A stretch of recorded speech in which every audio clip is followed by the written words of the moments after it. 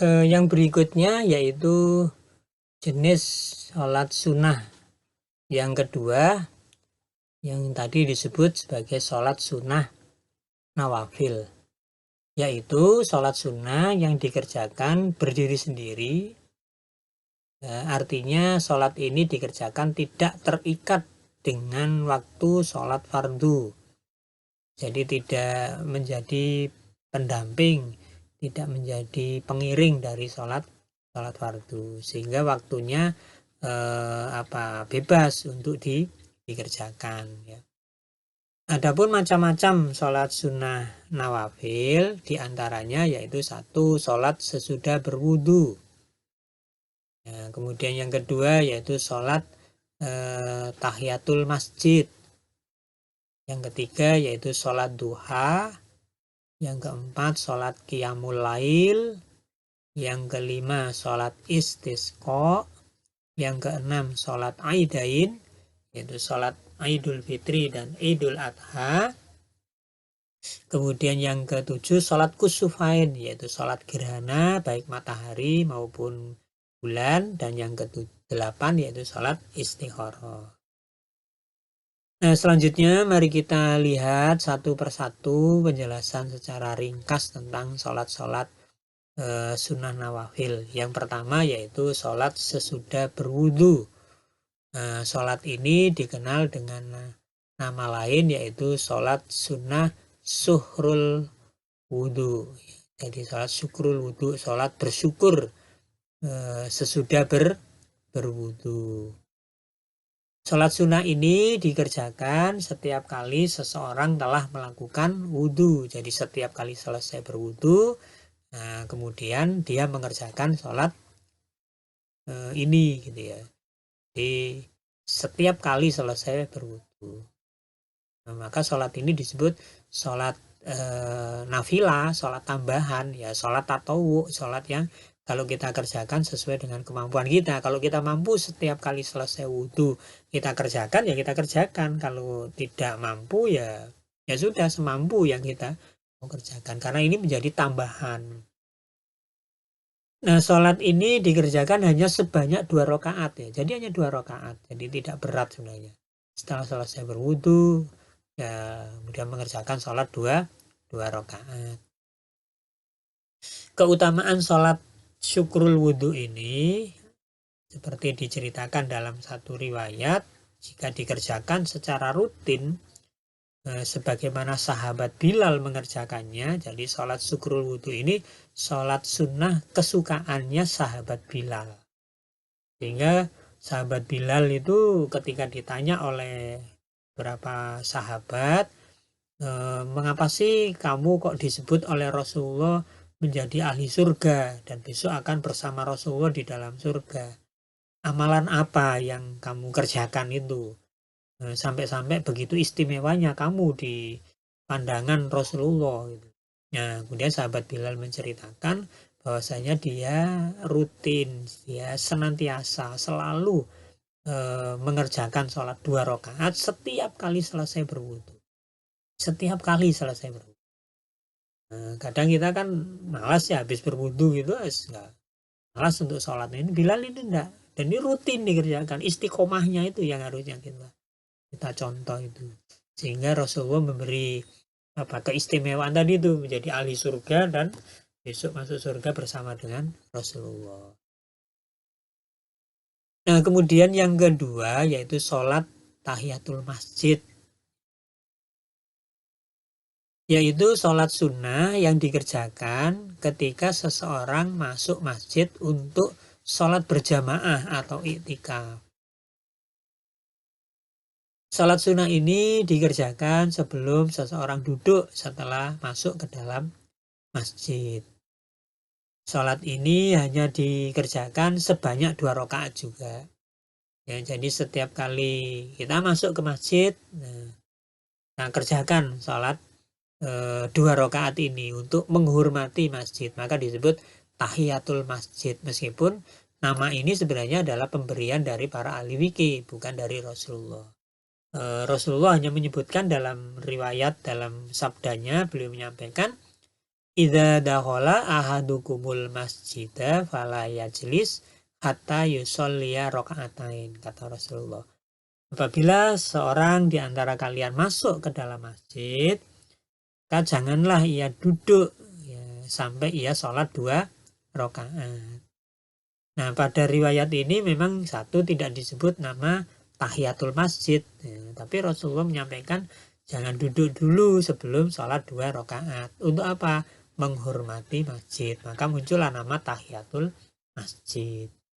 Kemudian yang kedua, motif dari sholat tahiyatul masjid ini memang tidak disebutkan. Pokoknya masuk ke masjid sebelum duduk, kerjakan 2 rakaat. Sehingga apakah orang itu akan sholat berjamaah kah? Apakah orang itu mau beriktikaf kah? Apakah orang itu mau rapat? Apakah orang itu mau pengajian? Atau bahkan mungkin orang itu mau kerja bakti membersihkan masjid? Maka pokoknya begitu masuk ke masjid, dia hendaknya mengerjakan 2 rakaat terlebih dahulu. Tapi ya jumhur para ahli fikih ya menyepakati bahwasanya sholat tahiyatul masjid ini ya dikhususkan bagi orang yang masuk ke masjid untuk sholat berjamaah atau beriktikaf. Sedangkan yang lain-lain ya tidak perlu gitu ya, tidak perlu melakukan sholat tahiyatul masjid. Meskipun ya kalau mau melakukan ya silakan. Nah, ini yang disebut dengan sholat tahiyatul masjid. Yang ketiga yaitu sholat duha. Sholat duha. Dalam satu riwayat yang diceritakan oleh sahabat Abi Hurairah, dia menyampaikan cerita bahwa Rasulullah SAW berwasiat kepadanya. Kata Abi Hurairah, "Ausoni khalili sallallahu alaihi wasallam bisalasin." Kata Abu Hurairah, Rasulullah SAW berwasiat kepadaku tentang 3 perkara. Nah, apa 3 perkara itu? Yang pertama yaitu bisyami salasati ayam, yaitu berpuasa 3 hari setiap bulan. Nah, 3 hari setiap bulan ini kemudian nanti penafsirannya ternyata banyak riwayat menyebutkan bermacam-macam. Bisa 3 hari dalam tiap bulan ini adalah 3 hari pertama di bulan tersebut, tanggal 1, 2, 3. Atau 3 hari di tengah-tengah, yaitu tanggal 13, 14, 15 yang disebut Ayyamul Bid. Atau 3 hari di akhir bulan. Ini. Jadi yang penting pokoknya puasa 3 hari di setiap bulan. Ya. Jadi salah satu ayamin minggulis syahri. Yang kedua warok atai duha. Ya. Kemudian sholat 2 rakaat duha. Yang ketiga wa an utiro qabla an arkut. Dan agar aku mengerjakan witir sebelum tidur. Ini pesan wasiat Rasulullah kepada sahabat Abi Hurairah, yang salah satunya adalah hendaknya sholat 2 rakaat duha. Jadi sholat duha yaitu sholat sunnah yang dikerjakan pada waktu duha, yaitu waktu sesudah matahari terbit sampai sesaat menjelang masuk waktu duhur. Jadi waktunya itu diawali dari beberapa saat sesudah matahari terbit. Ya, jadi tidak pas matahari terbit, sesudah matahari terbit beberapa saat. Ada yang ngasih jeda 15 menit, 20 menit, nah, atau bahkan sampai setengah jam. Nah, yang penting tidak pada waktu matahari terbit. Salat ini dikerjakan minimal 2 rakaat dan maksimal 8 rakaat. Salat ini boleh dikerjakan secara munfarid maupun berjamaah. Dan salat ini juga boleh dikerjakan di rumah maupun di masjid. Nah, saudara, dalam kaitannya dengan salat duha, ada salat yang pada dasarnya adalah salat duha. Cuma salat ini dikerjakan menjadi satu rangkaian dengan salat subuh berjamaah di masjid. Ya, yang disebut dengan istilah salat isyraq. Ya, jadi salat isyraq atau salat syuruk, yaitu salat yang dikerjakan sesudah seseorang itu sholat subuh berjamaah di masjid, kemudian dia tidak beranjak dari masjid itu. Jadi dia habis sholat subuh berjamaah, ini harus berjamaah di masjid, tidak di rumah ya, tidak di rumah tapi di masjid. Kemudian dia tetap berdiam diri di masjid sambil mungkin baca Quran, sambil berzikir, ya atau sambil bertafakur, ya muhasabah, atau mungkin bisa juga mendengarkan tausiah atau pengajian sampai matahari terbit. Jadi habis sholat subuh berdiam diri di masjid itu sampai matahari terbit. Nah, sesudah matahari terbit, beberapa saat kemudian dia mengerjakan sholat 2 rakaat. Nah, sholat inilah yang kemudian dikenal dengan nama sholat isyrok atau sholat syuruk. Jadi yang perlu diperhatikan, sholat ini tidak dikerjakan di saat matahari terbit, tapi sholat ini dikerjakan sesudah matahari terbit beberapa saat. Maka sebenarnya sholat isyrok atau sholat syuruk itu identik dengan sholat duha di waktu awal. Cuma digabung dengan rangkaian sholat subuh berjamaah, berzikir, bertafakur, baca Quran di masjid. Nah ini menarik. Nah, apa keutamaannya? Kata Rasulullah, keutamaannya sebanding dengan orang melaksanakan haji dan umroh. Jadi luar biasa ini ya. Kalau orang memahami itu, wah, seumur hidup nggak bisa melaksanakan ibadah haji, nggak bisa melaksanakan ibadah umroh, nah kerjakan saja sholat isyrok tadi itu setiap hari. Berarti setiap hari akan mendapatkan keutamaan seperti orang berhaji dan berumroh. Cuma kan berat kadang, karena habis sholat subuh kepinginnya kadang segera pulang, kepingin karena selak jalan-jalan, kepingin selak sepedaan dan sebagainya, sehingga kadang keutamaan sholat isyrok ini kurang menjadi perhatian. Nah saudara, kemudian sholat berikutnya yaitu sholat qiyamul lail. Qiyamul lail atau disebut juga sholat tahajud, atau disebut juga sholat qiyamul Ramadan, atau disebut juga sholat taraweh. Jadi ada 4 nama untuk sholat sunnah ini. Meskipun namanya 4, tapi substansinya tetap sama. Apa substansinya? Yaitu sholat yang dikerjakan pada waktu malam dan sesudah mengerjakan sholat isya. Makanya disebut qiyamul lail, sholat malam. Karena dikerjakan pada waktu malam. Kapan waktu malam itu? Waktu malam itu sesudah masuk waktu maghrib, ya, sampai dengan menjelang fajar, menjelang subuh. Nah, itulah waktu malam. Nah, qiyamul lail berarti sholat yang dikerjakan pada waktu malam itu. Cuma memang syaratnya harus sudah mengerjakan sholat isya. Makanya waktu sholat malam itu, qiyamul lail itu sesudah masuk waktu isya dan sesudah mengerjakan sholat isya sampai menjelang datangnya waktu subuh. Nah, jumlah rokaatnya itu sebanyak 13 rokaat dengan rincian sebagai berikut. Sholat iftitah 2 rokaat ringan, sholat malamnya 8 rokaat, kemudian sholat witirnya 3 rokaat. Nah ini rangkaian dari sholat qiyamul lail, sholat tahajud, sholat qiyamul Ramadan, dan sholat taraweh. Nah saya ulangi lagi, 4 nama itu. 4 nama itu substansinya sama, sholat malam. Cuma sholat itu akan berubah namanya menjadi sholat tahajud ketika sholat tersebut dikerjakan oleh seseorang sesudah ia tidur di waktu malam. Jadi waktu antara isya sampai menjelang subuh dia tidur, kemudian dia bangun mengerjakan 13 rakaat itu. Nah, bukan 2 rakaat ya. Sekali lagi bukan 2 rakaat. Sholat tahajud itu bukan 2 rakaat tapi 13 rakaat dengan rangkaian seperti itu. Iftitah 2 rakaat, Ya, sholat tahajudnya 8 rakaat kemudian ditutup dengan witir. Itu rangkaian yang harus dikerjakan begitu. Ya. Jadi dia bangun tidur. Kalau dia tidak bangun tidur namanya qiyamul lail. Tapi kalau dia bangun tidur namanya tahajud. Karena tahajud itu artinya orang yang terjaga dari tidur. Sehingga memang syarat untuk sholat tahajud itu harus tidur terlebih dahulu.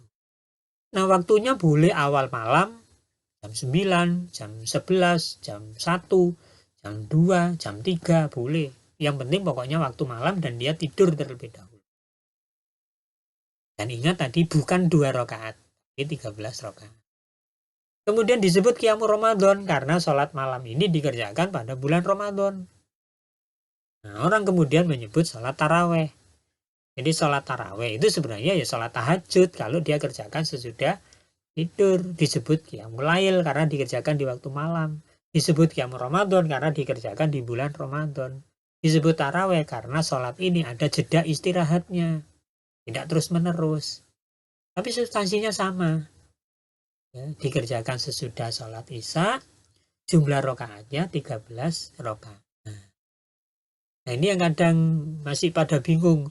Pak, kalau habis taraweh masih boleh sholat tahajud? Enggak, yo. Kalau pingin tahajud ya enggak usah taraweh awal, nanti aja tidur dulu kan gitu. Ya, jadi biar tidak double-double, wong itu substansinya sama, tinggal kita mau pilih aja. Enggak usah ikut taraweh, enggak apa-apa kok. Tapi nanti tahajud malam harinya. Selesai. Enggak usah cari pujian orang, enggak usah takut dikritik orang, kok enggak taraweh, enggak apa-apa. Nanti tahajud kok. Kadang kita takut dikatakan enggak taraweh, ya. Sehingga setelah taraweh masih tanya lagi boleh nggak tahajud? Ya udah nggak ikut taraweh nggak apa-apa kok. Inilah yang kadang kita itu jadi bingung sendiri kan gitu. Oke, kemudian kita lanjutkan qiyamul lail atau sholat malam, yaitu sholat yang dikerjakan pada waktu malam sesudah mengerjakan sholat isya. Tadi udah ya ini. Waktu malam itu ada 3 ini, awal malam, tengah malam, akhir malam. Disebut tahajud, yaitu ini tadi sholat yang dikerjakan pada malam sesudah mengerjakan sholat isya dan sesudah ia bangun dari tidur. Waktu mengerjakannya sama dengan waktu sholat malam, yaitu awal malam, tengah malam, akhir malam. Yang penting dia bangun tidur. Nah, disebut qiyamul Ramadan, yaitu sholat malam yang dikerjakan pada waktu malam di bulan Ramadan sesudah mengerjakan sholat isya. Sholat ini biasanya disebut sebagai sholat taraweh, yang artinya sholat yang diselingi waktu istirahat. Waktu mengerjakannya sama dengan waktu sholat malam, yaitu boleh awal malam, boleh tengah malam, boleh akhir malam. Kemudian yang berikutnya yaitu sholat istisqa, yaitu sholat mohon atau meminta agar Allah SWT menurunkan hujan karena mengalami kekeringan. Nah, adapun tata caranya yaitu dilaksanakan di lapangan, berangkat ke lapangan dengan sikap merendahkan diri dan khusyuk, mengenakan pakaian yang biasa dengan penuh harapan, dilaksanakan tanpa adzan dan iqomat, dikerjakan 2 rakaat dengan berjamaah, membaca bacaan dalam sholat dengan jahar, berkhutbah kemudian berdoa dengan menghadapkan wajah ke arah kiblat dengan mengangkat tangan tinggi-tinggi. Nah, inilah sholat istisqa, sholat minta hujan.